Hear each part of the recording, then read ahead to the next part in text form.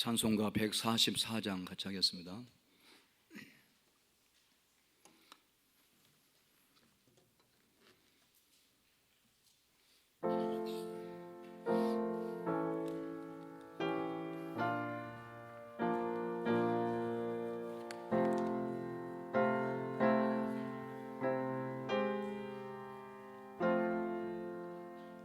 예수 나를 위하여 십자가를 질 때 세상 죄를 지시고 고쳐 당하셨네. 예수님, 예수님, 나의 죄 위하여 보배 피를 흘리니 죄인 받으소서. 십자가를 지심은 무슨 죄가 있나. 정의지한 사람들 메시아 죽였네. 예수님, 예수님, 나의 죄 위하여 보배 피를 흘리니 죄인 받으소서. 피와 같이 붉은 죄 없는 이가 없네. 십자가의 공로로 눈과 같이 되네. 예수님, 예수님, 나의 죄 위하여 보배 피를 흘리니 죄인 받으소서.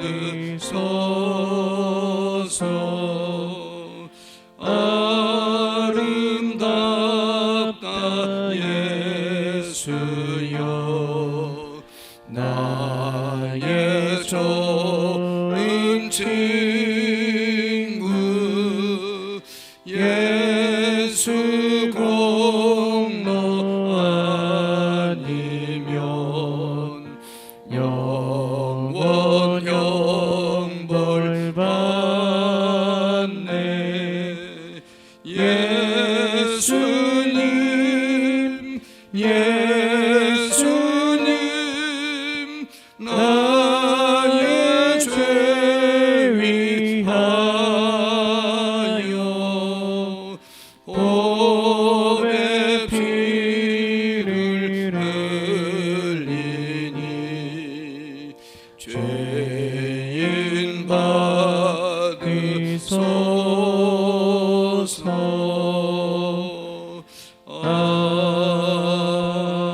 아멘.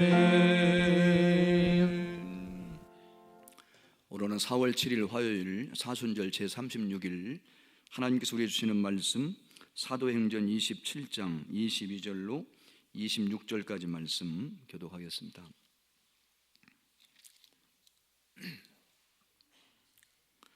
사도행전 27 7장 22절로 26절까지 말씀. 내가 너희를 권하노니 이제는 안심하라. 너희 중 아무도 생명에는 아무런 손상이 없겠고 오직 배뿐이니라. 내가 속한 바 곧 내가 섬기는 하나님의 사자가 어젯밤에 내 곁에 서서 말하되, 바울아 두려워하지 말라. 내가 가이사 앞에 서야 하겠고 또 하나님께서 너와 함께 항해하는 자를 다 너에게 주셨다 하셨으니, 그러므로 여러분이여 안심하라. 나는 내게 말씀하신 그대로 되리라 하고 하나님을 믿노라.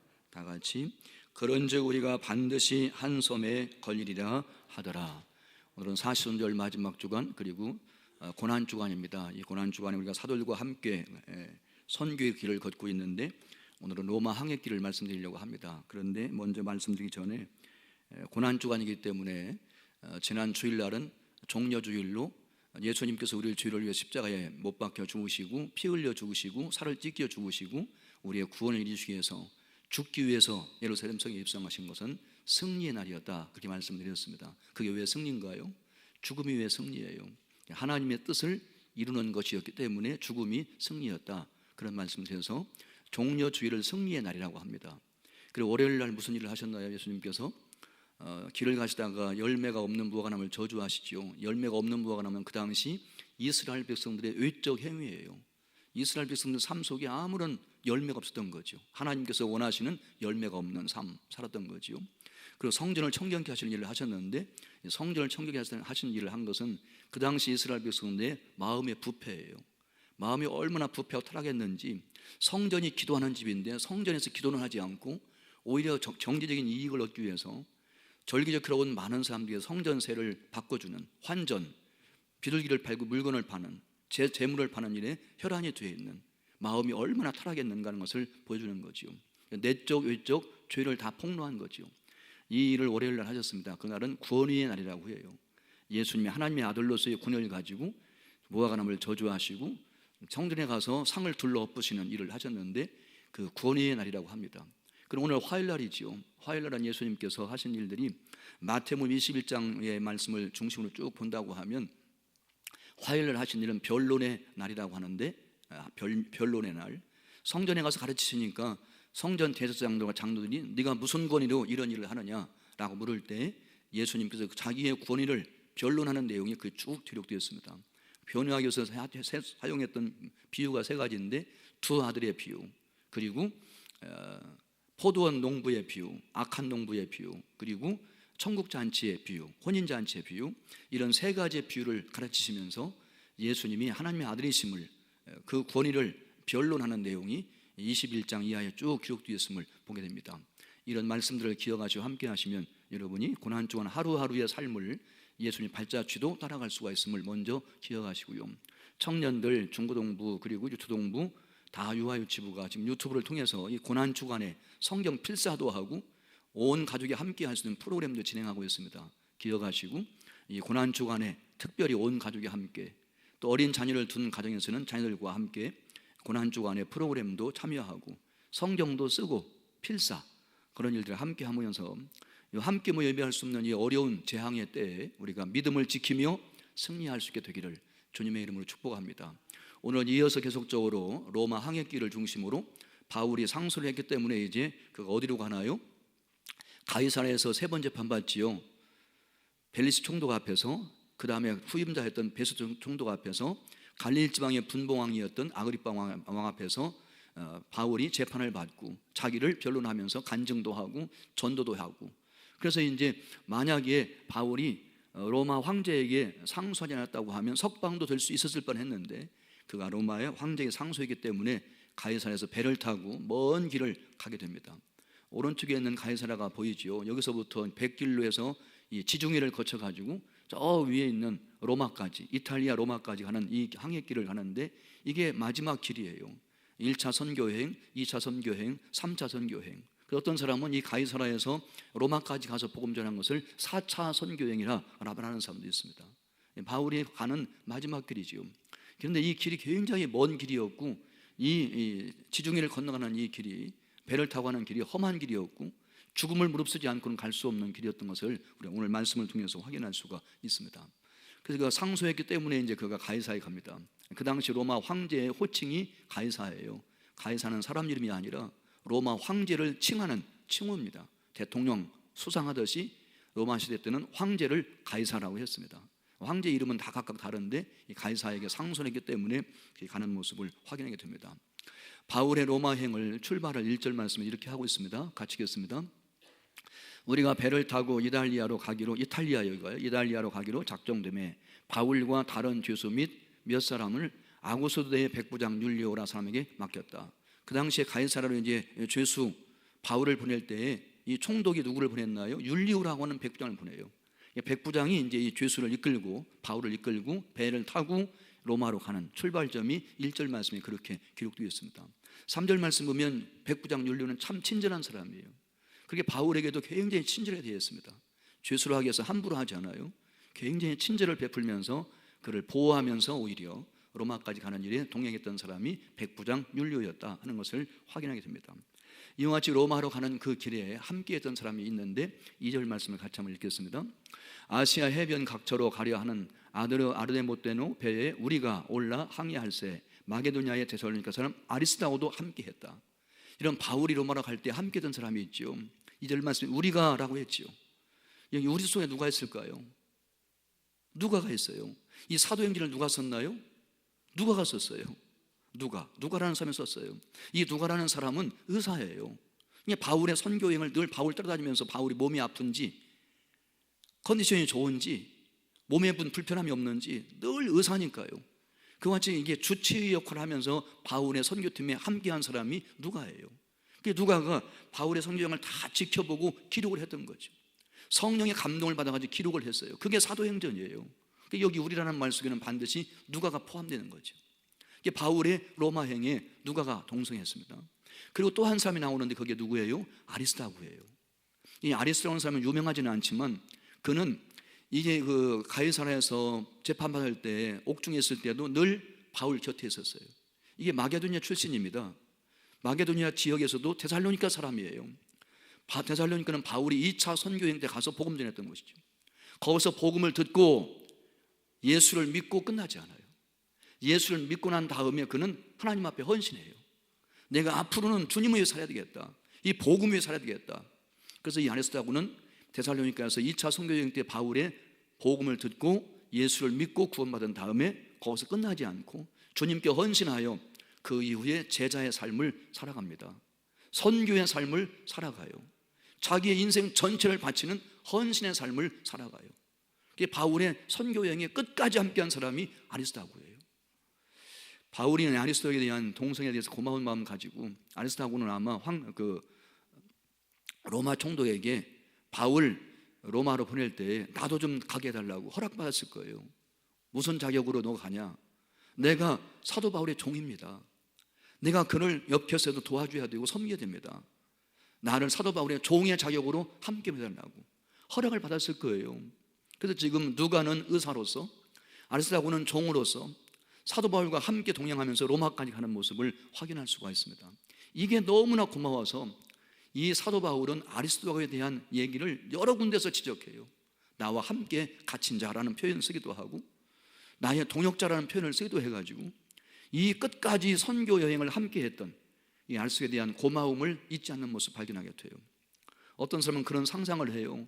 만약 천국 가서 사도 바울에게 어떻게 그렇게 험난한 길, 어려운 길, 먼 길, 위험한 길, 환난과 핍박 있는 그 선교의 길을 1차, 2차, 3차 마지막에 로마까지 가서 복음을 전할 수 있었느냐? 그러면 사도 바울이 이렇게 답변할 거라는 거예요.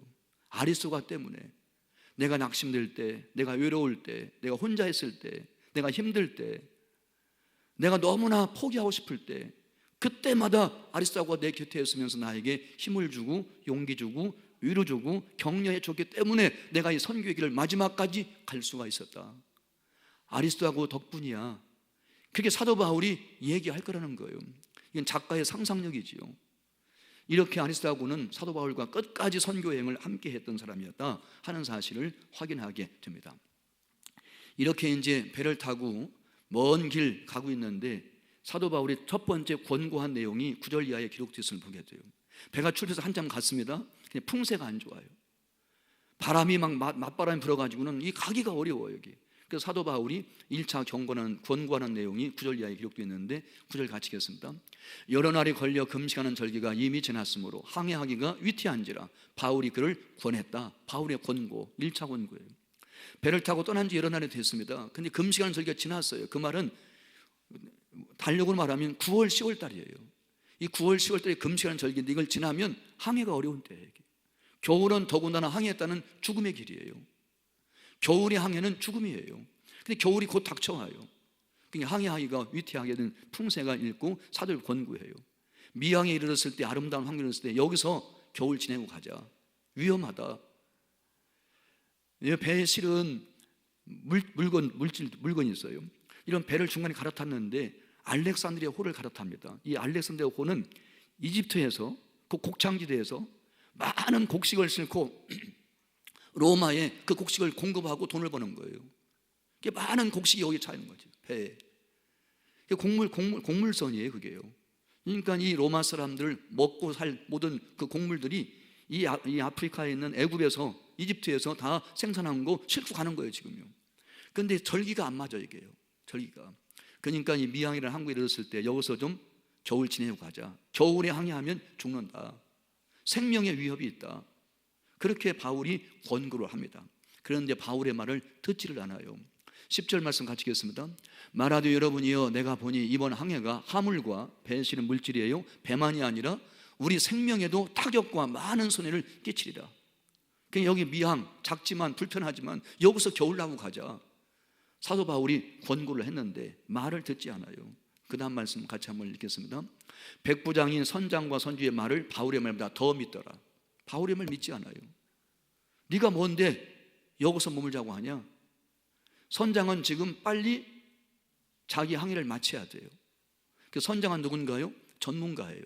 경험가예요. 늘 배를 운행하는 사람이니까요. 가장 잘하는 사람이죠. 지식 있는 사람이죠. 이 선장의 말을 더 믿어요.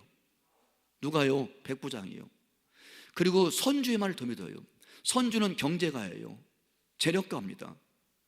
돈을 벌기 위해서 지금 이게 무역을 하는 거 아니에요? 곡물을 사다가 파는 거 아니에요? 그러니까 빨리 돈을 벌어야 되죠. 선주의 말. 여러분, 이 백부장은 누군가요? 권력가예요. 권세와 권력이 그 사람한테 있습니다. 그러니까 선주와 선장이 명령도 할 수 있는 사람이에요. 로마의 백부장이니까요. 권력가지요. 12절 말씀 보면 많은 사람들도 동의해요. 미항은 여기 불편하니까 겨울을 나더라도 다음에 베닉스 항에 가서 나자. 그 항구가 좀 더 크니까요. 편리한 대로. 여기서 중요한 거 할 수 있지요. 바울의 말, 선장의 말, 선주의 말, 백부장의 말, 그리고 다수의 말. 많은 말들이 있어요. 이렇게 많은 말들이 있을 때 누구의 말을 들어야 되나요? 누구의 말을 들어야 돼요? 제가 목회를 해보면 당회를 해도 그렇고 직원을 해도 그렇고 사람들이 모이면 말이 많아요. 그때 누구의 말을 들어야 돼요, 도대체가요? 세상 사람들은 그 말을 들을 때 기준이 뭐예요? 경험 많은 사람 말이 맞아, 그래. 선장의 말 들어야지. 그래도 배에서는 선장이 최고지. 이게 전문가니까. 전문가의 말이 맞을 거야. 선주의 말. 세상 사람들은 돈의 말을 들어요. 돈 많은 사람들이 그 돈 벌었다는데 그 사람 말을 들으면 돈 벌어. 재력가의 말을 들으려고 해요. 세상 사람들은 백부장의 말을 들으려고 합니다. 권력가의 말을 들어요. 그 말 안 들으면 죽으니까 말이에요. 그 말 안 들으면 벌 받으니까요. 권력가의 말 들으려고요. 그럼 오늘날 민주주의 사회에서는 누구의 말 듣나요? 다수의 말을 들으려고 해요. 그래서 회의를 하고 뭘로 결정해요? 다수결로 결정해요. 그래도 다수의 말이 맞을 거야. 아니에요. 우리가 말이 많을 때 우리가 판단할 수 있는 기준은 하나님 말씀이에요. 지금 뒤에 있는 남만, 뒤에 더 나가면 아시겠지만 사도 바울은 하나님의 말씀을 받아가지고 하는 거예요, 지금. 그러니까 하나님의 말씀을 받는 것이 가장 중요한 기준이라는 사실을 다시 한번 기억할 수가 있습니다. 그래서 이제 이 백부장이 선주의 말을 더 믿고 선장의 말을 더 믿고 그리고 이 바울의 말을 듣지 않고 그 권고를 무시하고는 계속 항해를 해요. 처음에는 남풍부니까 잘 갔어요. 잘 옳은 결정했어. 선주의 말 듣기 잘했지. 선장의 말 듣기 잘했지. 그리고는 항해했는데 웬 그래요? 조금 남풍부로 순탄하게 가다가 유라굴루라고 하는 큰 강풍이 불었는데 이 강풍은 태풍입니다. 태풍이 휘몰아친 거예요. 그래가지고 그들이 거의 죽을 지경에 이르는 모습을 그 뒤에 있는 말씀은 쭉 기록하였음을 보게 돼요. 그 결론이 20절 말씀이지요. 같이 읽겠습니다. 여러 날 동안 해도 별도 보이지 아니하고 큰 광풍이 태풍이 그대로 있음에 구원의 예망마저 없어졌더라. 이제는 죽었구나. 이러면 해와 달이 보이지 않아요. 얼마나 깜깜한지 태풍 불 때요. 그 당시 해와 별은 나침반이 없을 때니까 옛날에는 배가 나침반이 있으면 깜깜한 밤에도 목적지를 향해서 방향 잡고 갈 수 있어요. 그 당시에 나침반이 없잖아요.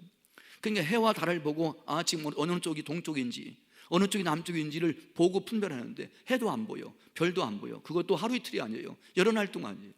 그리고 강한 바람 불어서 태풍에 휩쓸려 가지고 배가 제멋대로 가는 거예요. 가오리는 못 가고요. 선주의 말 들었다가 망할 뻔했죠. 백부장의 말 들었다가 망할 뻔했죠. 다수의 말 들었다가 망할 뻔했죠. 선장의 말 들었다가 죽을 뻔했죠. 이런 상황이 있은 거죠. 이때 사도 바울이 두 번째 권고를 합니다. 오늘 읽은 22절 말씀이 그 말씀이에요.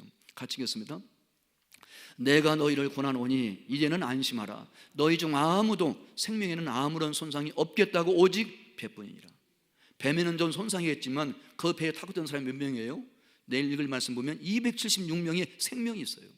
천하보다 귀한 276명의 생명이 그 배 안에 있다고. 그러니까 유라굴라는 이 광풍을 만나가지고 배는 좀 손상이 있겠지만 너희 중에 아무도 아무런 손상이 없겠다. 생명은 손상이 없겠다. 너희 중에 한 사람도 죽지 않고 다 살게 될 것이다. 그러니 안심하라. 여러분, 이것이 누구의 말이에요? 누구의 말이에요? 바울의 말인데 바울의 말은 스피커에 불과해요. 여러분, 바울은 스피커에 불과합니다. 누구의 말 듣고 바울이 이와 같이 안심하라고 확실하게 당당하게 말할 수 있었나요? 하나님 말씀을 들었기 때문이에요. 23절 같이 읽겠습니다. 내가 속한 바 곧 내가 섬기는 하나님의 사자가 어젯밤에 내 집에 내 곁에서 말했다. 내가 지금 하는 이 말은 내 말이 아니다. 어젯밤에 내가 섬기는 하나님, 내가 속한 바 하나님, 그 하나님께서 천사를 보내서 나에게 말씀하신 거다. 이거 하나님 말씀이다. 그런 두 번째 권고를 하나님 말씀을 듣고 사도 바울이 말씀하고 있는 걸 보게 돼요. 24절 같이 읽겠습니다. 바울아, 두려워하지 말라. 내가 가이사 앞에 서야 하겠고 또 하나님께서 너와 함께 항해하는 자를 다 내게 주셨다 하니라. 어젯밤에 내가 섬기는 하나님의 산 천사가 와가지고 나에게 이렇게 말했다. 두려워하지 말아라. 너는 가이사 로마 황제 앞에 서야 되겠고 하나님께서 너와 함께 항해하는 모든 사람을 내 손에 맡겨주셨다. 여러분의 생명은 내 손 안에 있습니다. 그런 뜻이에요. 이걸 누가 말씀하신 거예요? 하나님 말씀하신 거예요. 하나님 말씀. 그러면서 사도 바울이 자기의 믿음을 고백하지요. 같이 읽겠습니다. 그러므로 여러분이여 안심하라. 나는 내게 말씀하신 그대로 되리라고. 누구를 믿어요? 하나님을 믿노라. 하나님 믿는 믿음이 어디서 왔어요? 말씀에서 왔어요. 이런 믿음은 말씀에서 와요. 그러니까 계속 우리는 말씀을 들어야 돼요. 그래야 믿음을 유지할 수 있고 말씀을 계속 들어야 그 믿음이 더 크고 강하고 담대한 믿음으로 성장할 수가 있다 그 말이죠. 여러분, 오늘 또 말씀을 듣게 하세요. 지금 함께 모여서 예배할 수 없는 이 재앙의 때를 지나는 동안 우리가 가장 필요한 게 뭐냐? 믿음이에요. 그 믿음이 어디서 오느냐? 말씀에서 와요. 제가 매일 이제 교회 홈페이지 들어가서 유튜브 보고 확인을 해봐요. 몇 사람이나 오늘 말씀 들었지? 이 지금 사순절 절기고 고난주간인데요. 제가 어저께 확인해 보니까요. 지금 이게 유튜브를 통해서 말씀을 듣든지 홈페이지를 통해 말씀을 듣든지 새벽 기도 말씀을 듣는 사람이 200명 조금 넘어요. 합치면 날수가 지나면 좀 더해져요. 그럼 우리 교회에 800명, 900명 모이던 사람들이 다 지금 어디 있는 건가요? 이 시간에 실시간으로 듣지 못하면 지나간 다음이라도 하루 30분도 안 걸려요. 24시간 중에요. 24시간 중에 30분이라고 하면 48분의 1이에요. 마음만 먹으면 얼마든지요. 그럼 이런 때에 우리가 교회에 나오지 못한다고 할지라도 얼마든지 새벽 예배 참석할 수 있고 고난주간을 의미 있게 보낼 수 있는 거죠. 많은 분들이 지금 거기에 접속을 안 해요. 여러분, 오늘 또 교구장님들은 목자들은 구역 식구들 다시 한번 확인하셔서 오늘같이 어려운 때에 이 고난 주간에 특별 새벽기도 오지 못하고 있는 이 상황 가운데 어떻게 우리 믿음을 유지할 수 있나요? 길은 하나예요. 믿음은 말씀에서 오니까요. 이 말씀을 들어야 돼요. 말씀을 붙잡아야 돼요. 그 말씀을 붙들고 기도해야 돼요. 그럼 우리가 모이지 못한다고 할지라도 이 고난의 때가 지나갈 때까지 믿음을 지킬 수가 있어요. 오히려 믿음이 더 좋아질 수가 있어요. 그동안 바빠서 기도하지 못했는데 시간이 많잖아요. 바빠서 말씀만 읽지 못했는데 시간이 많이 남잖아요. 오히려 그 남는 시간에 말씀과 기도에 집중한다고 하면 코로나19 사태가 지난 다음에 오히려 믿음이 더 좋아져 가지고 교회에 오게 될 거예요. 말씀을 듣게 하세요. 내게 말씀하신 그대로 되라고 나는 하나님을 믿는다. 어저께 들은 하나님 말씀 때문에 이 믿음이 생긴 거죠. 그리고 믿음이 확신까지 가져요. 26절 가지겠습니다. 그런즉 우리가 반드시 한 섬에 갈리리라 하더라. 여기 확신이지요. 반드시라는 말은 확신이에요. 믿음은 말씀에서 왔어요. 그 말씀을 묵상할 때에 확신까지 생긴 거죠. 반드시 그렇게 된다. 이 담대함. 그래서 한 가지 짚고 넘어갈 중요한 사실이 있지요. 여러분, 지금 그 배를 원래는 누가 주관해야 돼요? 선장이요. 그 배를 갈 건지 말 건지, 여기서 겨울 날 건지 저기서 겨울 날 건지, 이걸 다 누가 결정해야 돼요? 선장이 하는 거예요. 원래요. 배의 주도권은 선장이 있는 거예요. 지금 바울은 그 배의 한 사람의 죄수일 뿐이에요. 그냥 하나님의 말씀을 받은 바울이 죄수가 선장되는 거죠. 그때부터는 모든 주도권이 바울에게 가요. 여러분, 여기서 중요한 거 있지요. 지도력은 말씀에서 와요. 하나님 말씀을 받은 사람이 가정도 이끌어가는 거고, 하나님 말씀을 받은 사람이 교회도 이끌어가는 것이고, 하나님 말씀을 받은 사람이 공동체를 이끌어가는 겁니다. 지도력은 어디서 나오느냐? 누가 지도자냐? 이 어려운 때에, 위기의 때에 하나님 말씀을 받은 사람이에요. 아멘인가요? 여러분, 목자들이 구역을 이끌어가는 거 말씀 받지 않으면 구역 못 이끌어. 교구장이 말씀 받지 아니하면 교구 못 이끌어갑니다. 부장이 말씀을 받지 아니하고는 교회학교 한 부서를 못 이끌어가요. 목사가 하나님 말씀을 받지 않고 어떻게 교회를 이끌어가나요? 말씀을 받은 사람이 지도자입니다. 그래서 이제 그때부터는 지도력이 바뀌어요. 선장이 아니고 선주가 아니고 백부장이 아니에요. 그때부터는 그 배의 모든 일을 다 이제 바울이 주관합니다. 바울이 명령도 하고, 바울이 지시도 하고, 바울이 권고도 하고, 바울이 다 다스려요. 하나님은 바울에게 말씀을 주심으로 말미암아 그 배를 지도하도록, 주도권을 갖고 로마까지 가도록 인도했던 사실을 발견할 수가 있습니다.